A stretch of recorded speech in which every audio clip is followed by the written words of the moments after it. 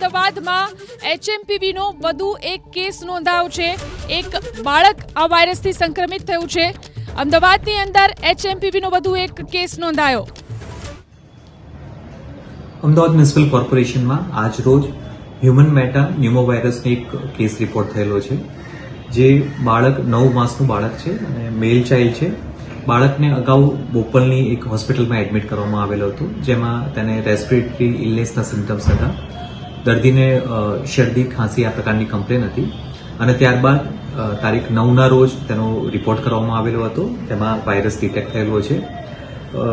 Virus isolation થતા અને HMPVનું diagnosis થતા આ પેશન્ટને ચાઇલ્ડહુડ હોસ્પિટલ બોપલ ખાતે શિફ્ટ કરવામાં આવેલો છે।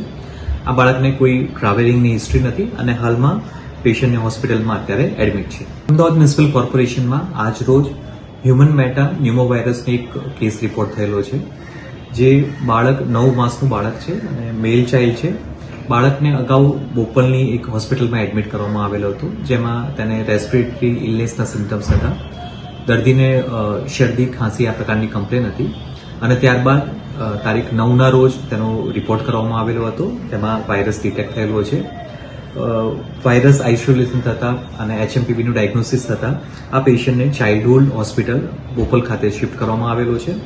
આ બાળકને કોઈ ટ્રાવેલિંગની હિસ્ટ્રી નથી અને હાલમાં પેશન્ટને હોસ્પિટલમાં અત્યારે એડમિટ છે।